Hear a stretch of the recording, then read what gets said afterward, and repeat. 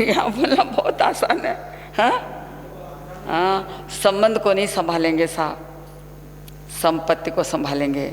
और इसलिए कहते हैं बाप बड़ा न भैसा पैसा, सबसे बड़ा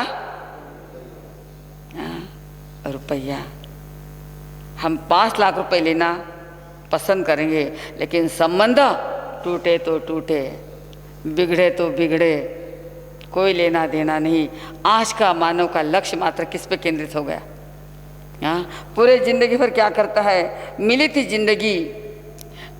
जिंदगी किसी के काम आने के लिए, मिली थी जिंदगी किसी के काम आने के लिए, पर वक्त बीत रहा है कागज के टुकड़े कमाने के लिए, पर वक्त बीत रहा है कागज के टुकड़े कमाने के लिए। क्या करोगे इतना पैसा कमाकर? क्या करोगे इतना पैसा कमाकर? बोलो। हाँ, आखिरी समय में ना कफन में जेब है, ना कब्र में कोई अलमारी है, ना कफन में जेब है और ना ही कब्र में कोई, बोलो, अलमारी है। और तो और ए मौत के फरिश्ते कोई रिश्वत भी लेवे के? कोई रिश्वत दे तो छुटकारा हो जाए। आजकल तो रिश्वत का ज़माना है, जहाँ वहाँ लोग रिश्वत दे के छूट जाते हैं, लेकिन मौत के फरिश्ते कोई रिश्वत भी लेते नहीं। कमाते कमाते पूरी ज़िंदगी ख़त्म कर देते हैं, लेकिन क्या किया हमने? कई करे साहब, बोलो। एक वृक्ष को अपने आंखों के सामने रखो और एक अपने आप को आंखों के सामने रखो। वृक्ष की जितनी शालीनता, वृक्ष का जैसा व्यवहार मेरे जीवन में है। कहते हैं आर्थिक ज़माने में अच्छे व्यवहार का कोई मूल्य नहीं है, ऐसा कहते हुए सुना है। इस आर्थिक दुनिया में अच्छे व्यवहार का कोई मूल्य नहीं है, लेकिन अच्छा व्यवहार करने वाला लाखों करोड़ों दिलों को क्या कर लेता है? खरीद लेता है। जिसका अच्छा व्यवहार है वो करोड़ों दिलों को खरीद लेता है। ध्यान रखो बंधु, समझो, मनुष्य जन्म मिला है, एक एक समय एक एक पल हमारा बीत रहा है, लेकिन हमारा व्यवहार कैसा है, हमारा जीवन कैसा है, हमारी नीतिमत्ता कैसी है? बोलो, कैसे आपकी नीतिमत्ता, आपका व्यवहार कैसा है? हमें बदलना है, हमें सुधरना है। एक संत की सभा में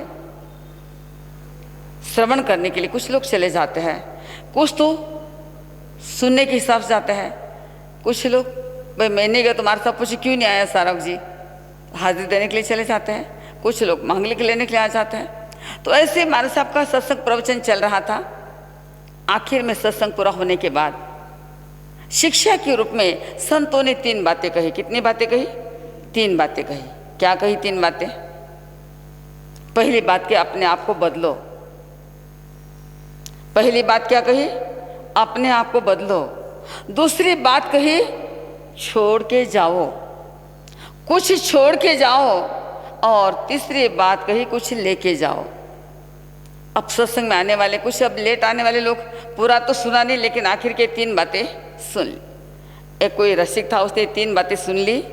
अपने आप बदलो, छोड़ के जाओ और लेके जाओ।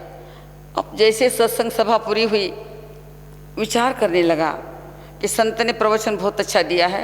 ये 3 बातें मुझे बहुत अच्छी लगी। थाना अच्छी लगी कि नहीं लगी? भीड़ वाला ने अच्छी लगी?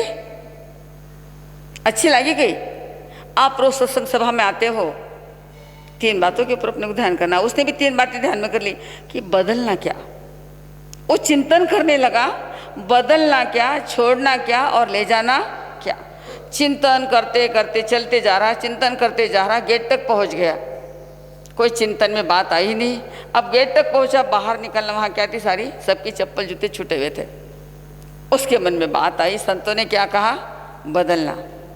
मेरी चप्पल बहुत पुरानी हो गई, टूटने के कगार पे आ गई।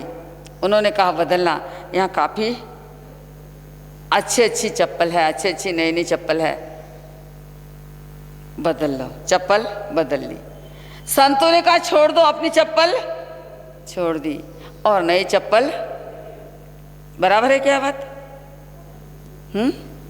बोलो, बीड़ वाला बोलो कोई तो भी।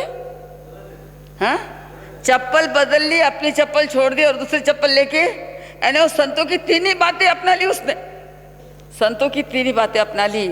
लेकिन ऐसे भक्तों का उद्धार नहीं हो सकता, ऐसे भक्त अपने जीवन का उद्धार नहीं कर सकते। बदलना किसको है साहब? अपने आप को बदलना है, अपने व्यवहार को बदलना है, अपने भीतर को बदलना है, अपने जीवन व्यवहार को बदलना है।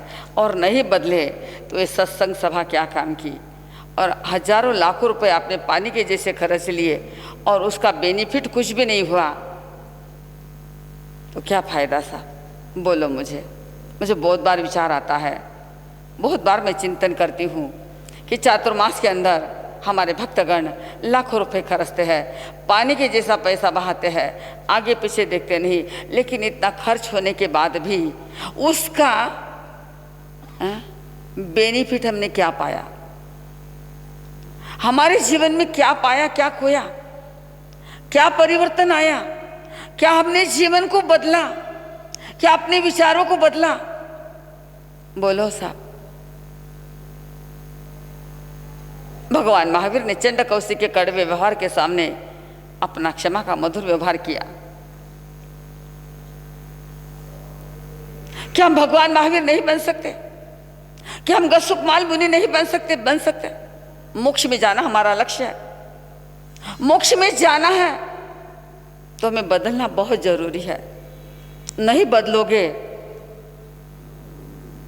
जीवन का रूपांतरण नहीं करोगे तो मोक्ष आपसे काफ़ी दूर चला जाएगा।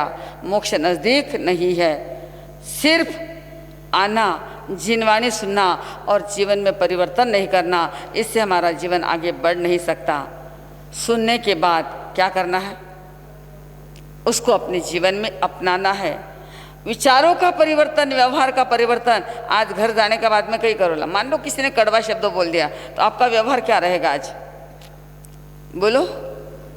मान लो आपको अच्छा नहीं लगने वाला शब्द किसी ने बोल दिया तो आपका व्यवहार कैसा रहेगा? आज कैसो रहेला? पक्को एक ही आवाज है, सबकी आवाज नहीं आई। एक दिन के लिए बदलो, एक दिन के लिए तो बदल के देखो कि आज चाहे जैसा व्यवहार कोई करे, चाहे जैसी घटना दुर्घटना हो जाए, चाहे जैसी मेरे सामने परिस्थिति आ जाए, लेकिन आज मैं अपना व्यवहार आग के सामने पानी का ही व्यवहार करूंगा। बोलो। मैं आग के सामने आग नहीं बनूंगा, पेट्रोल नहीं बनूंगा, केरोसिन का काम नहीं करूंगा। आज एक दिन के लिए आप उपवास नहीं कर सकते, ठीक है। आंबिल परेशानी का काम है, लुको नहीं भावे, एक आसना हुए नहीं, बस कई करनो। क्या करना? हमारे छोटे साधु जी रोज चिंता करते हैं कि भीड़ वालों से हम क्या करवाए। कुछ भी बात रखो तो भीड़ वालों से जितना चाहे उतना रिस्पांस नहीं मिलता है, तो हम क्या करवाए इनसे। कल ही हमारे प्राची जी महाराज साहब ने कहा कि महाराज साहब, मेरी एक इच्छा है कि हम इस भीड़ के अंदर, पता नहीं ये जितना ही डिस्प्यूट हो रहा है सारा पाप का फल है साहब। आज हमारा समाज टूट रहा है, समाज में अनबन है, परिवार में अनबन है, परिवार टूट रहे, ये सारा पाप का फल है। तो पाप के बैलेंस में हम पुण्य कमाए, पुण्य को सामने रखे, पुण्य को बढ़ाए। तो पुण्य को बढ़ाने के लिए क्या करना होगा? जब पाप का पलड़ा भारी हो गया, पुण्य का पलड़ा, जब ऐसी घटनाएं दुर्घटना होती है, याद रखना, जब जब भी घर में, समाज में, देश में ऐसी घटनाएं होती है, तब ये पक्का समझ लेना कि किसका उदय है? पाप कर्म का उदय है। चाहे आपके हो, चाहे हमारा हो, चाहे और किसी का हो, ये पाप कर्म के उदय में हमें अपना पुण्य का पलड़ा भारी करना है। जब भी परिवार में भी ऐसी घटनाएं दुर्घटनाएं होती है, समाज में घटनाएं दुर्घटनाएं होती है, ये निश्चित है कि हमारे पाप कर्म का उदय, हमें पुण्य बढ़ाना है, पुण्य का बैलेंस बढ़ाना है। तो आइए आगे। पुण्य बढ़ाने के लिए पुण्य कितने प्रकार के? 9 पुण्य। हमारे प्राची जी महाराज साहब ने कहा कि अभी हमारे सामने संवत्सरी के बाद हमारी अपनी आराध्या, उनका पुण्यतिथि दिवस आने वाला है।